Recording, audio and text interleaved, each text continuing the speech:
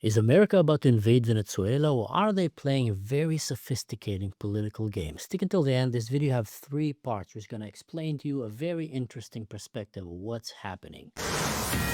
Fox News alert, B-52 bombers are flying off the coast of Venezuela. Trump's not bluffing.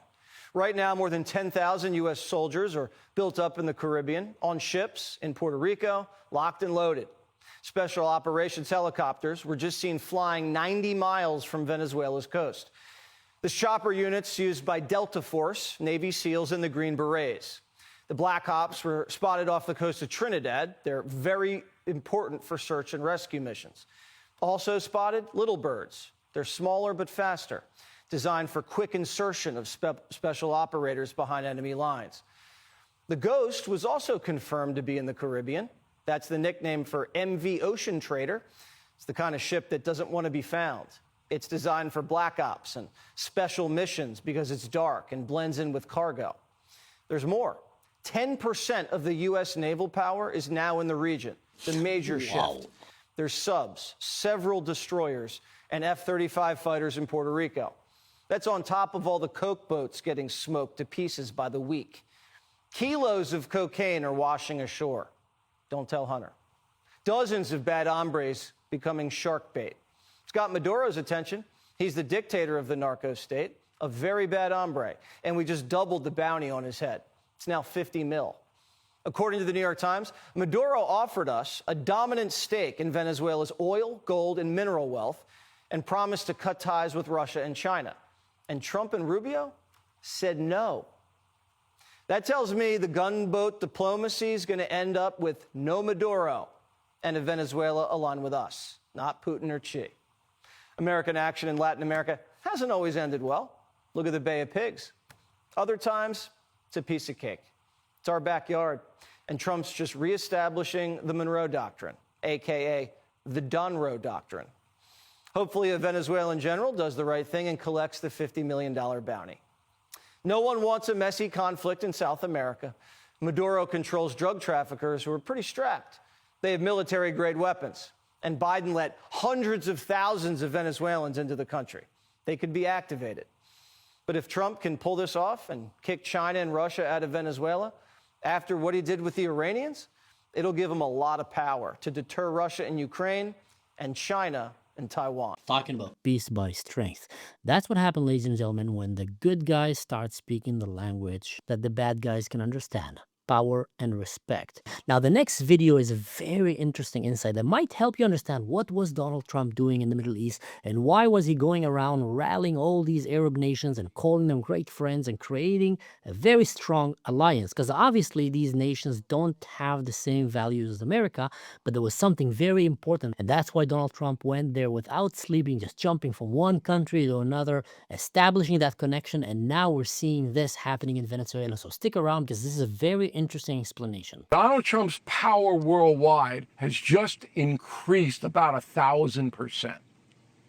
But he's going to Korea to talk to Xi. Xi and the Chinese know that he has the Arab world and the Middle East on his side. China needs the Middle East, even though they're temporarily buying oil from Russia, okay, and Iran. They need the Middle East. They can't afford to alienate the Arab nations. All right, Trump's going in with a big advantage, and he's looking at Xi and he's saying, listen, the whole world is now coalescing around the United States. NATO, EU, Middle East, you got to get on board. You got to stop all this stuff and become a partner with the USA for world peace and prosperity. That's what I did in May. That's why I was in Beijing, to lay that groundwork. If Xi does that, and I believe he will because the Chinese economy is going south faster than New Yorkers are getting out of the city going to Florida, okay? I think Xi's looking for a way.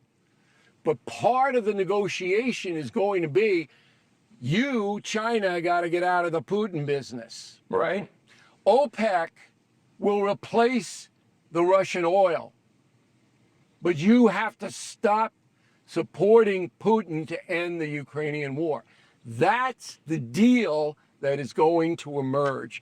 And that's the importance. It is all linked together. America is playing here a very sophisticated game of Settlers of Catan combined with risk. Bring your allies together. Trump goes and threatens NATO. If you don't get strong, we're going to leave you. What does NATO do? It starts getting strong. Good, your allies are strong now. Donald Trump go to the Middle East, all the Arab nations, and basically tell them pick a side. Now, let me make one thing clear. The Arabs in the Middle East don't share the same values that America have. Far from that. But they also don't share the same values that China or Russia have. Them choosing to side with America is just because they see America as the winning side. And that is why it's so important to always be strong and always be perceived as the winning, as the victorious side. There's a funny video. We're going to win so much, you may even get tired of winning. And you'll say, please, please, it's too much winning. We can't take it anymore. Mr. President, it's too much. And I'll say, no, it isn't. We have to keep winning. We have to win more. We're going to win more. It's basic human psychology. People would rather side with the victorious one, not with the losing force. People rather side with the successful, not with the failing side. And America playing this game is reminding the world who is the real landlord here. Who is still in control? Who is still world police? Pick a side, either with us or with China or with Russia. And I would say even more China. Pick a side, either with us or with Russia. Now, if that move works and China goes and joins forces with the United States of America, that's a big victory. We're talking dodging World War III, dodging making the world Book of Eli, Mad Max for our children, and actually having a very powerful coalition here. Interesting, very interesting things are happening. Now, before we jump to the last video, don't forget to do the like, share, subscribe. Go check my Patreon. Great deal that will help support this channel. A team of Green Berets went to Venezuela, allegedly not supported or backed by the US government, and things went sideways. Let's watch it. This Venezuela state TV footage made headlines around the world. Venezuelan security rounding up a ragtag group of men in a village on the country's northern coast. Some of the captured men were wearing no shoes or shirts at all. What's your name? Luke Alexander Denman. Two of the men captured were Americans, ex-U.S. Army Green Berets. And Venezuela President Nicolas Maduro said dozens more were captured and 8 men killed. Maduro said the men planned to enter Venezuela on its northern coast and make their way to Caracas, where they would attempt to kidnap him. Something had gone terribly wrong. Business Insider spoke to Luke Denman's brother, Mark, along with the U.S. State Department and other key figures. From what he understood, this was a U.S. government-backed operation. His very trusted friend brought him in on it. It was for a cause he believed in. Although Luke Denman may have believed the mission had the support of the U.S. government, the State Department flatly denies it. There was no U.S. government direct involvement in this operation. If we'd have been involved, it would have gone differently. Trump also disavowed any U.S. involvement in the plot. We just heard about it, but whatever it is, we'll let you know. But it has nothing to do with our government.